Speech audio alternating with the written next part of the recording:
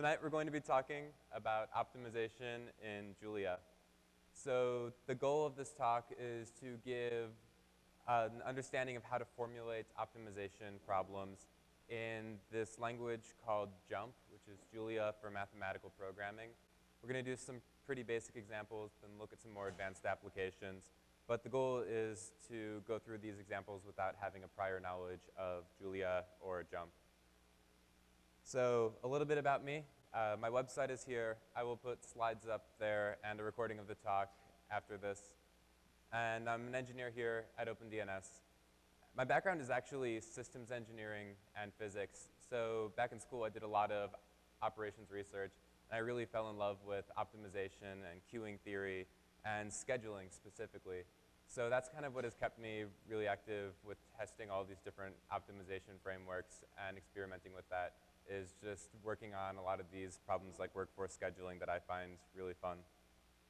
So tonight we're going to have 4 parts. We're going to look first at optimization and operations research, just as a basic overview. Then we're going to look at the Julia programming language, which kind of forms a base for everything we're going to be talking about. Then we're going to be looking at the packages we use for optimization in Julia. And finally, we'll do the fun stuff, which is some examples. So optimization and operations research. Optimization is basically minimizing or maximizing a function with different constraints. There are different types of optimization when you're looking at it at a larger scale. There's linear optimization when you're looking at linear problems. There's nonlinear, which is clearly nonlinear. You also end up with other variations like dynamic programming, which has to do with problems that can be broken up into subproblems, and constraint programming, which is not technically optimization, but uses many of the same techniques and algorithms to basically find a solution to something rather than the perfect optimal one. So here's just a very basic example of what we're talking about when we say optimization. We're trying to minimize an objective function, which here is just f of x, and we have constraints. So everything it is subject to are the constraints. X here is one of our decision variables. And clearly, this is a basic problem. The minimum objective value is 0. It's no surprise to everybody. But we can start to get more advanced. Here, we want to minimize x minus y, and we're adding the constraints that x has to be greater than or equal to 0, y has to be greater than or equal to -4. And we also add in this additional constraint that x minus 2y has to equal -2. This seems a bit arbitrary, but it's forming a basis for what will become a lot of really interesting applications in business. So solving this, you can also do fairly easily just by substituting the constraint equation into the objective function, and you end up with the objective function being -2 plus y. And looking at the constraints on y, you can find out that the optimal value is -6, with x equaling -2, y equals 4. So that's like basic stuff you can do by hand. But what we are interested in is problems that start to get more advanced. You can move to 3 variables, but at this point, actually just solving something directly becomes more difficult. The optimal value here turns out to be -137. And when you start to move from 3 and beyond decision variables, you use something called the simplex algorithm, which is considered one of the most important algorithms ever developed. And what it does is it allows you to optimize a system of linear equations. So when we talk about linear programming, we're looking at basically variations on something like this that are generally going to be solved by the simplex algorithm. And what you're looking at with the simplex algorithm is basically following different vertices, looking at changes in slope, basically, if you were to imagine it in 3D, until you get to the most optimal point. So then that's linear programming. When you have a system of linear variables, simplex is the way to go. But then you can go on to other different areas. So here we have that same problem I showed you, but we add on the constraint at the end here that x, y, and z are integers. There are different ways to solve this, but it is a harder problem than just the prior one. And you can use a simplex version to solve this. You can solve simplex assuming that everything is non-integer, and then relax it and look at other possible solutions. But you start to get into more advanced algorithms like branch and bounds when you're looking at this. Another variation, so we had linear programming, we had integer programming. You can look at conic programming, so conic optimization. So here we add on a squared term to z in the objective function, and that changes the approach you would need to take. This just makes it more difficult too. In addition, you can make things just completely nonlinear. Here we have an objective function that is very nonlinear. You would have to use very difficult algorithms to actually optimize this. And what this all kind of ends up coming to is just looking at the complexity of these problems. As soon as you start to get past linear programming, you get into this non-deterministic polynomial time. So this is, everybody studied big O in school, but this is a classifier for different algorithms that just exceeds a lot of standard ones. So you end up looking at problems and classifying them as non-deterministic polynomial time hard, non-deterministic polynomial time complete, and things like that. And it's a whole area of study. You're welcome to look at it. But it's considered one of the most difficult parts of modern computer science and modern mathematics. So it's something that's under a lot of study right now. So what is operations research? We've been talking about optimization, but what operations research is the application of these optimization and other applied mathematical techniques to business.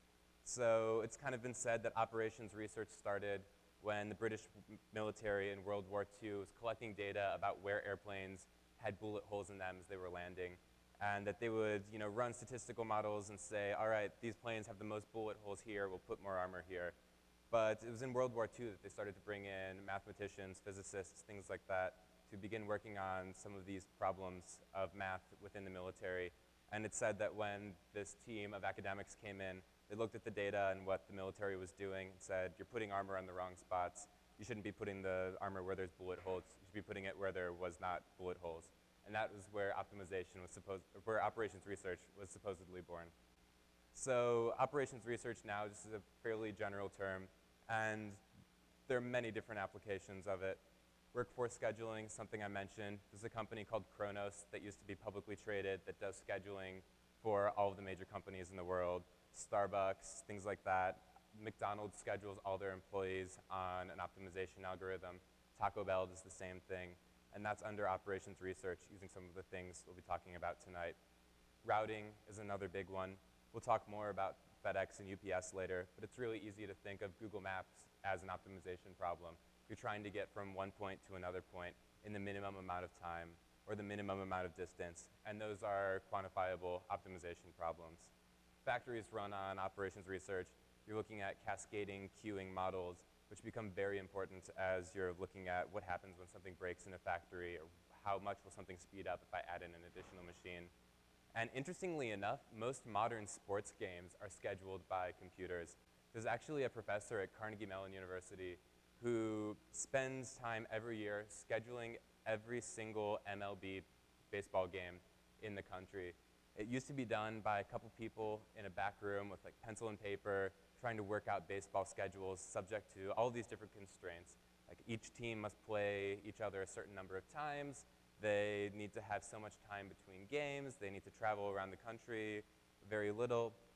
And then the team from Carnegie Mellon came in and started scheduling this, and it's completely changed baseball scheduling and actually saves a lot of money.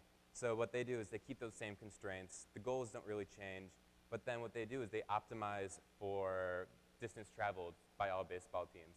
So they just save tons of money by reducing the cost spent on airplane travel, which is a really cool problem. But one of the interesting things that's worth pointing out is that they've never actually solved the problem to full optimality. So this is like an area of ongoing research and a real academic problem that has really practical applications.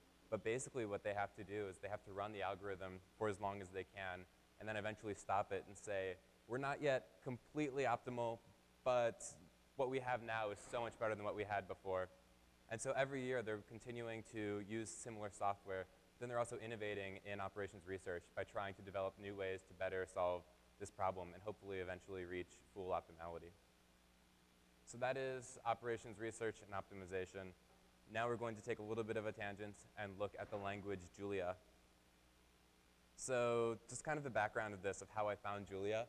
my first ever TA position in college was working at an Introduction to MATLAB course. And MATLAB was cool. It helped you to do math and things like that. But as soon as I left college, I realized that getting a license of it for my personal computer would cost thousands and thousands of dollars. And I loved MATLAB, but not that much. And so I started to look for alternatives. And what's kind of happened is the replacement for MATLAB in the open source community has become Julia. It's worth pointing out that Julia is not just a open source version of MATLAB. It is a completely unique language with a lot of interesting features, and it's a relatively new, young language. So it's really fast. If you look at their website, julialang.org, they have speed comparisons to other modern languages, and it is a lot faster than something like Python. It's approaching C speeds. It's a really interesting design with a just-in-time compiler, dynamic dispatch, there's a package manager built in, it does parallel computations and distributed computations really nicely, and it plays well with others, you could say. So you can call C functions, you can call Python functions, and best of all, it's completely open source. So what I've been seeing in the community is that a lot of academic professors have been moving different systems from things like MATLAB and from things like SciPy and NumPy to Julia because it's fairly universal. It works really well in the scientific community, and it's completely open source. So I think you'll see a lot more Julia code coming out soon. A lot of research is being done based on Julia. In terms of how to actually program in Julia, we're not going to go really in depth on that. I learned most of my Julia just using this website, learnxandYminutes.com. I suggest everybody check it out, but basically it has a bunch of example code in a pretty logical order for how Julia works. There's a just-in-time compiler, so there's not too much to learn. It will yell at you if anything goes wrong.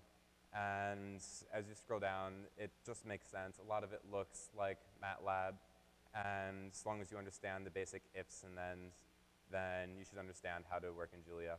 So I'd suggest just keeping this open in a tab if you're working in Julia, and it's a great reference when you're having issues or want to look at how to do something. So that's learnxandYminutes.com. So that's Julia.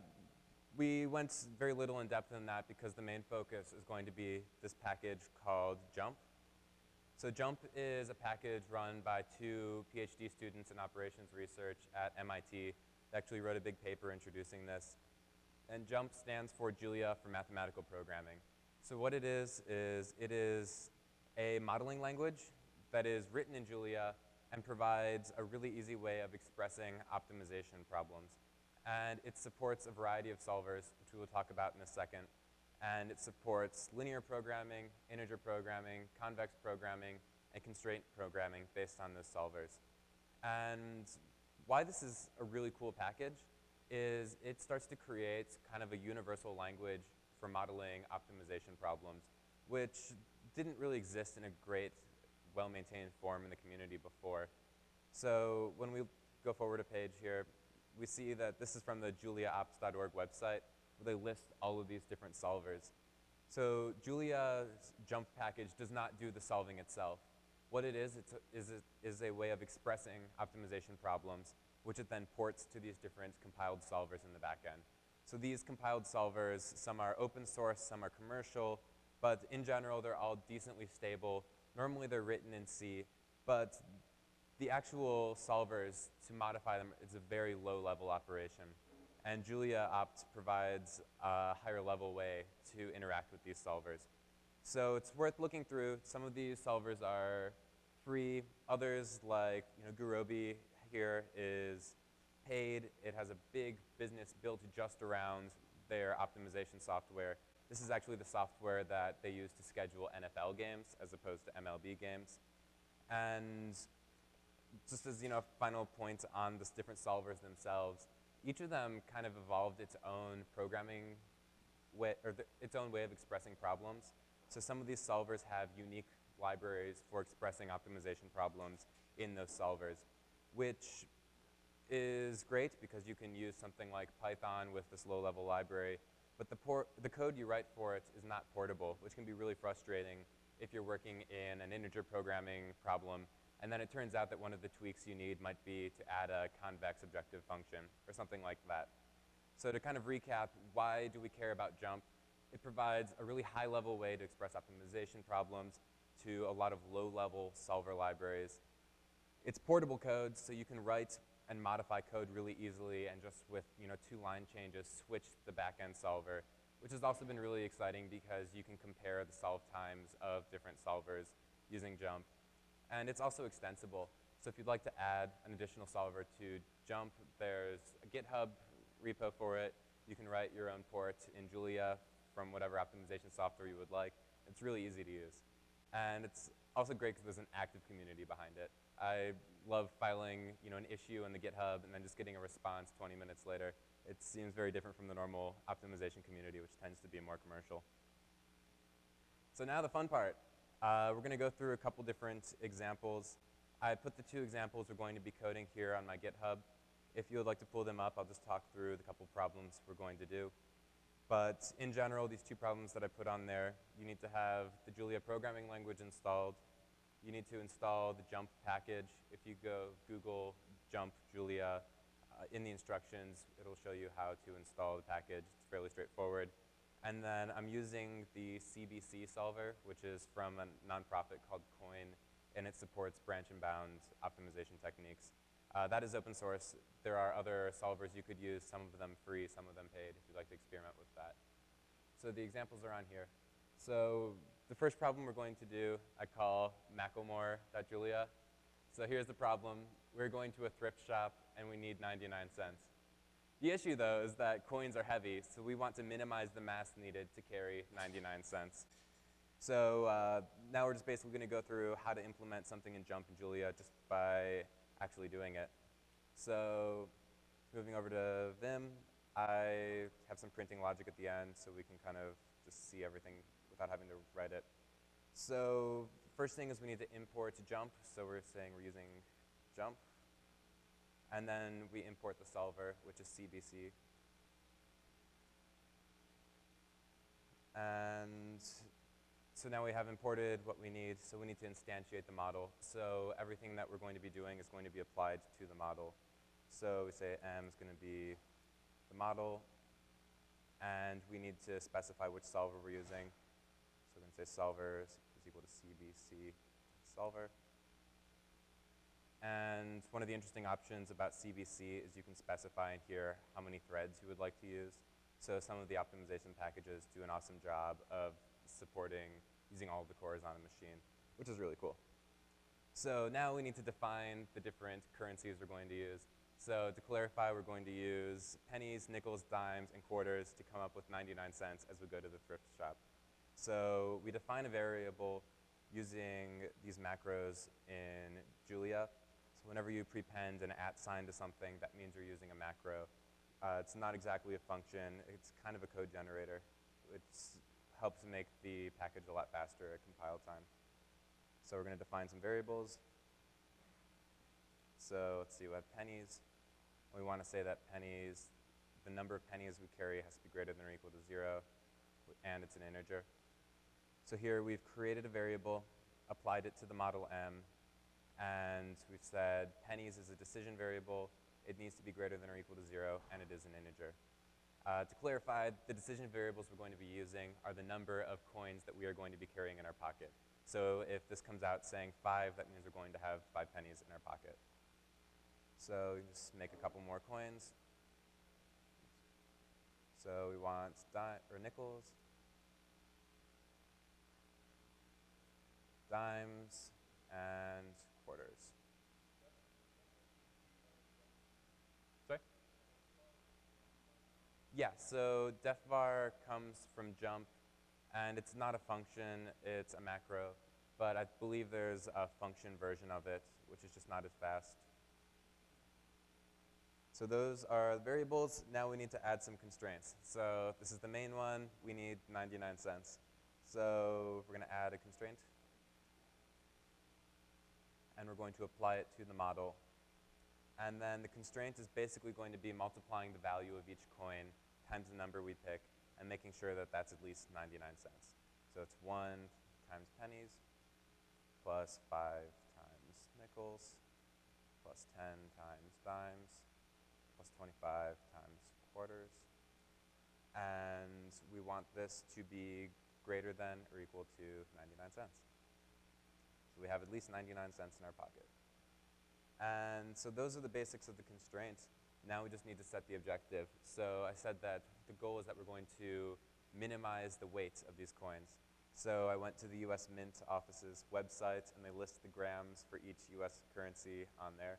So I'll just copy those in here quickly. So we're saying set the objective of the model to minimize. So we could do maximize. I don't think that'd be very helpful here.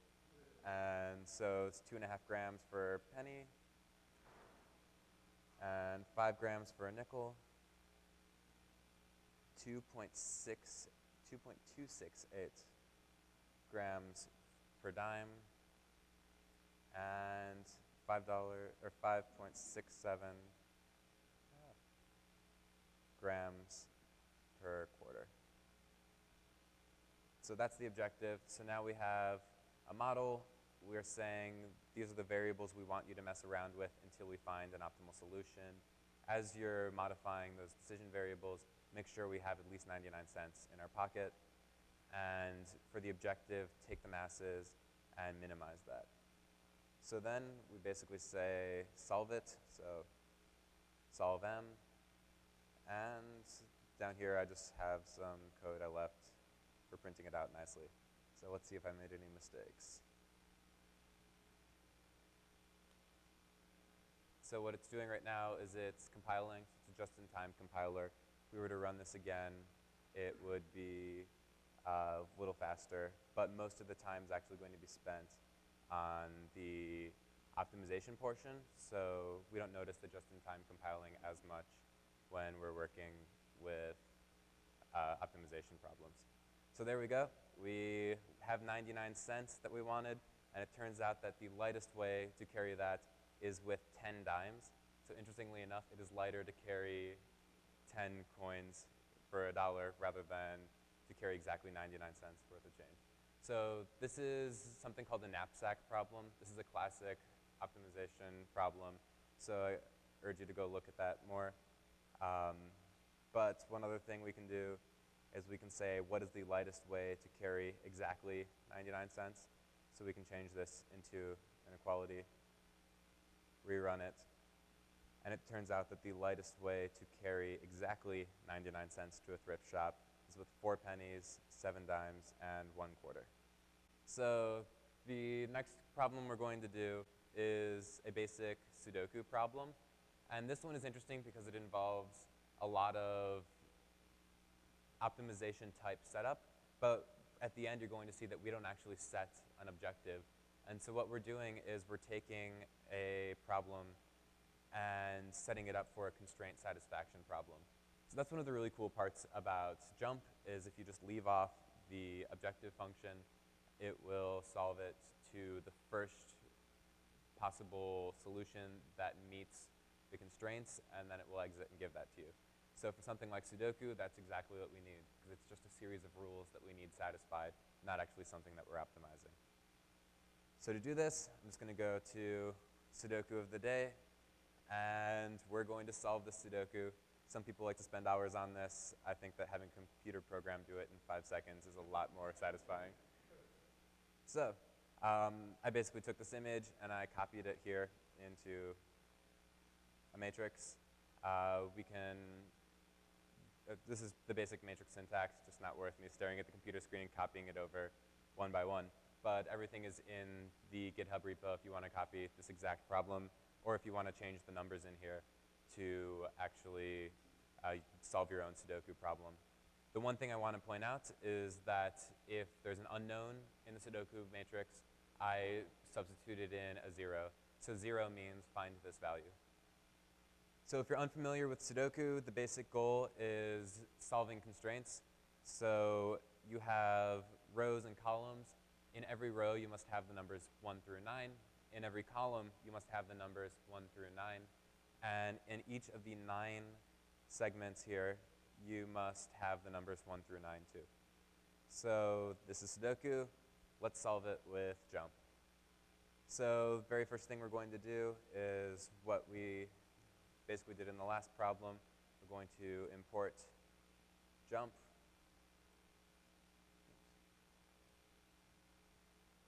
And then we're going to use CBC as the solver again because we're going to be getting integers. And unlike last time, I will not capitalize the final C to cause an error.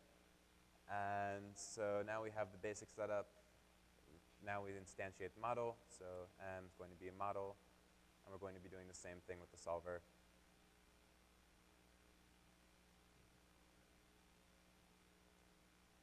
So now we're just going to go through the 4 constraints.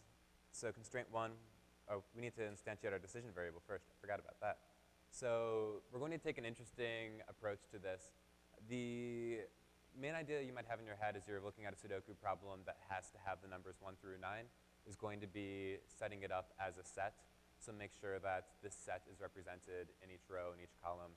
But the kind of optimization way to approach that is that it's faster to set up decision variables that are just 1s or 0s, just Boolean switches, instead of actually going through and trying to handle this set theory. So how we're going to do that is we're going to set up a 9 by 9 by 9 matrix of Booleans. So we're going to have 9 by 9 to represent the Sudoku grid, and that's the first 2 dimensions. And then the third dimension is going to be every possible number you could have in there. So when you're looking at the z-axis, it's going to be first row is 1, second row is 2, and each one of these is going to be a Boolean of did we pick this or not. And so basically you can only pick one of these numbers per cell. That's how we're going to set up one of our constraints. And then we grow on top of that all the constraints per row and per column.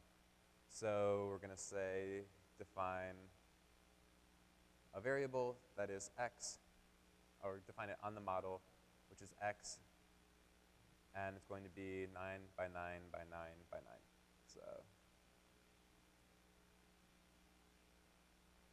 So that is the variable, and it is not going to be an integer in the traditional sense. It's just going to be a binary, so we set it up like that. So let's go through and set up some constraints. So first, each cell can only have 1 value. This is where we're going to be going along that third dimension and specifying that only one of those can be true. So I'm going to use IJK notation, I for the row, J for the column, and K for the depth, which represents the number that we're selecting for the Sudoku cell. So I in 1 to 9, and for J in 1 to 9, we're going to add the constraint to the model that the sum of the decision variable x along along a specific I and a specific j for all of the possible values of k is going to be equal to 1. I'd just like to specify here that some of the decisions I've made in the prior problem and in this one are not completely idiomatic JuMP code, but I really wanted it to be easy to understand. So there are some easier ways to add a lot of constraints quickly, but I'm just making sure that this is easy to understand. The other thing is there's a nice built-in function when you're adding a constraint in Julia or in JuMP specifically, that will sum over something. So we can use a colon or a range, and it will sum over all possible values of k in this decision variable. And that becomes really useful when you're adding more complex constraints. We're going to use it a lot here. So that's constraint 1. On the model M, we're adding that for every single possible cell using the variables I and j, when we get sum along the k-axis, it has to equal 1, meaning that every cell can only have a single value. And then where we go from here is repeating this for columns and rows. So rather than doing I and j, we're going to be looking at j and k. So k in 1 to 9, oops. We're going to add the constraint that the sum of all I for j and k is going to equal to 1. So this means that we have we have one number of each per row, and then we're going to do the same thing per column. So, JK.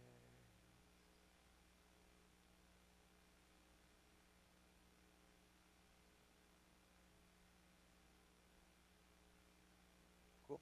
So now we have the basic constraints that each cell can only have a single variable or a single value, and that each row and each column can only have each number one time. So now we're just going to go through the subquadrant part. So just to clarify, there are these 9 different subgrids. So we need to make sure that this subgrid has numbers 1 through 9. This subgrid has numbers 1 through 9, et cetera. So the way we do this is we're just going to just look at the specific numbers that we're adding in a constraint and just change the way we do that a little bit. So basically we're going to be saying for I in 1, advance by 3 to 7. So we're going to get numbers 1, 4, and 7 out of this, representing the first, 4th, and 7th values in a row. We're going to do the same thing for, for J.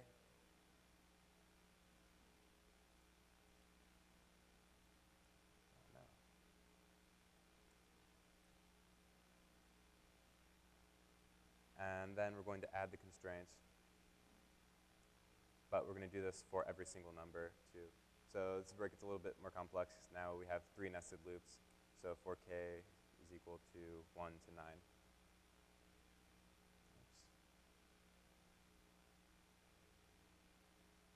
I just want to point out that Julia is not 0 indexed, which can get frustrating at times. So make sure that you start accessing the first element with 1. And now we're just going to add the constraint to the model that for I to I, sorry, we're going to sum over accessing x of I to I plus 2 and j to j plus 2 for every k is going to be equal to 1.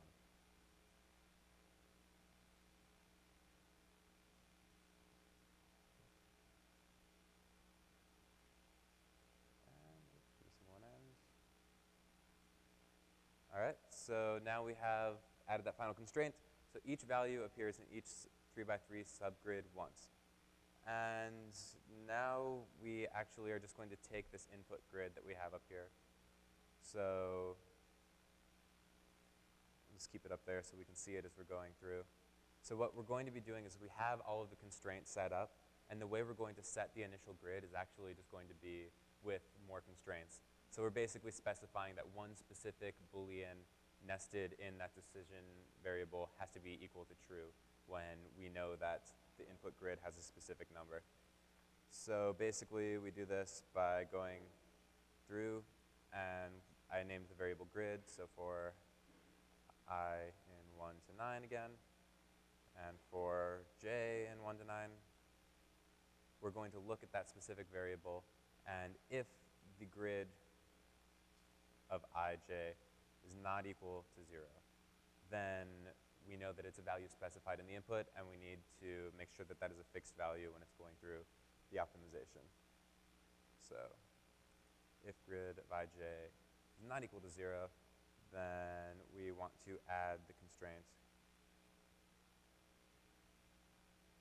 that for x of I, j, k is equal to 1. So we're forcing that Boolean to true. And I think that should take care of most of the problem. So we have created a model, we've defined one big decision variable, and then basically using some creative logic, we go through and we check every row, we check every column, and we check every subgrid. And now when we get to the bottom, we load in those initial conditions, and the last step is just going to be solving it. So say status is solve of x, or sorry, solve m.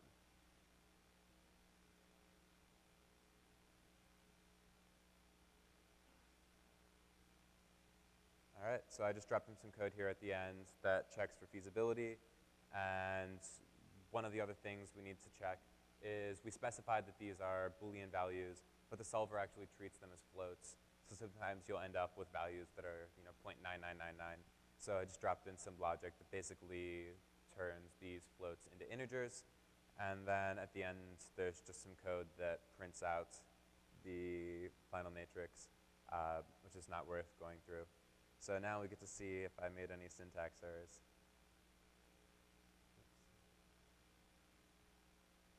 Fingers crossed. Oops. Grid of IJ. Yeah.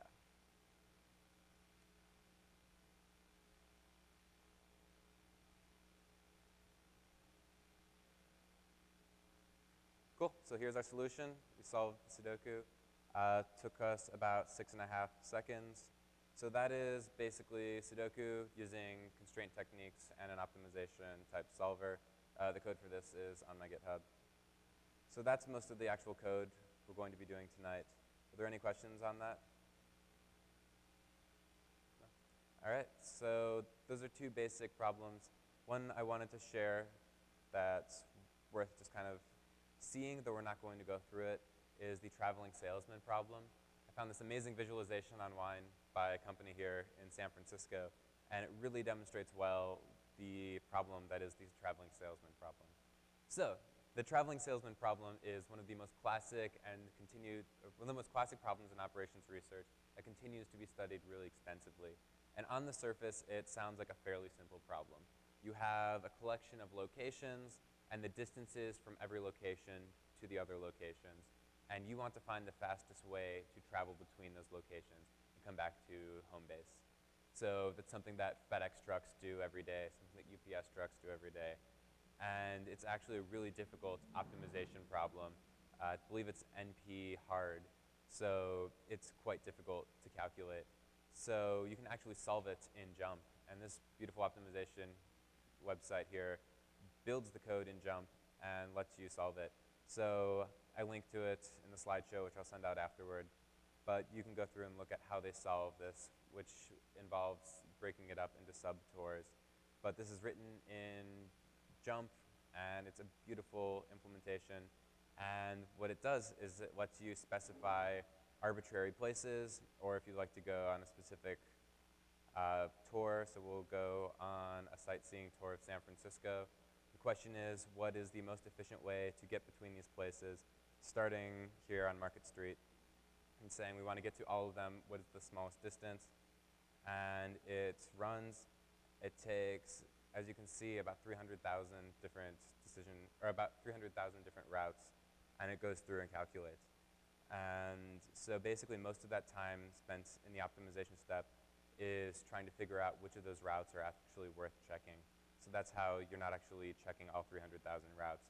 The optimization techniques focus on how to correctly solve the problem and find the most optimal route. So the result of the traveling salesman problem is going to be shown down here. But basically, instead of a naive tour through all of these different places, you end up with an optimized travel time of 2 hours and 5 minutes, which is based on actually using Julia and JuMP. So if you're interested in more operations research, the traveling salesman problem is kind of the classic problem. It would take a whole lecture to get through the basics of it. So I'll leave it to you to go look at this code and kind of start to understand it. But it's really cool, and it has applications every day. A lot of these startups in the city, beyond just like a company like FedEx, but even things that are doing like food delivery or other types of deliveries, have to do these types of traveling salesman problems. Sometimes you're looking at like some of these startups that are doing dynamic buses almost, so like an Uber pool. There's some different implementations of that that do look like a traveling salesman problem. So this is a really cutting edge area of study, so I encourage you to go check out the traveling salesman problem. So then, kind of what I find interesting is just scheduling. These are the types of problems I like to work on the side. You're looking at a certain number of employees and trying to schedule them using an optimization algorithm. You can use the exact techniques we've been looking at today, where every employee has specific availabilities, They have varying demand for something like a restaurant throughout a week. Sometimes they might need 3 or 4 employees on duty, but at night they might need 2. And then you have a mix of like part-time employees who are not allowed to exceed 30 hours per week. You have full-time employees who need to have at least 40. Then you have shift constraints. You know, it's not worth bringing in somebody for less than 2 hours, but we can't have someone work a shift of more than 8 hours. And then you want to make sure that somebody doesn't, you know, finish closing the shop at 11 p.m. and have to show up at 5 a.m. the next day for work. So there's a lot of really nuanced things you can throw into an optimization algorithm for scheduling, and this is what a lot of companies run on every day. So in conclusion, we talked about 4 things today. We looked at optimization and operations research. We did that using the Julia programming language, and specifically the JuMP package, which provides a meta language to a lot of these established solvers for completing these optimization problems. And then we looked at a couple applications. We built a Macklemore.Julia, looking at bringing 99 cents to a thrift shop, and we built a Sudoku solver that was a constraints solving problem, not really an optimization problem. And we looked at the traveling salesman problem. So the goal of this talk was to give an understanding of how to formulate and express an optimization problem in JuMP. So I hope we've achieved that here today. And if you're interested in learning more, these are the 3 resources I would suggest. The first is a book about the traveling salesman problem. There's a whole book about it. It's fairly technical, about 300 pages, but it's really worth reading if you're interested in why this is such a cutting-edge mathematical technique. If you're looking at a more basic introduction to operations research, the head data scientist from MailChimp, John Foreman, published a book on data science called Data Smart, and chapter 4 is about building operations research models in Microsoft Excel. It's a thorough, though like digestible section on how to build these operations research models, so I suggest checking that out. And if you want to dive all the way in, Intro to Operations Research by Hillier is awesome, but you will end up building simplex algorithms using pencils and matrix algebra. But if you're interested in like the full course, this is kind of the authority. So that is optimization in Julia. Thank you.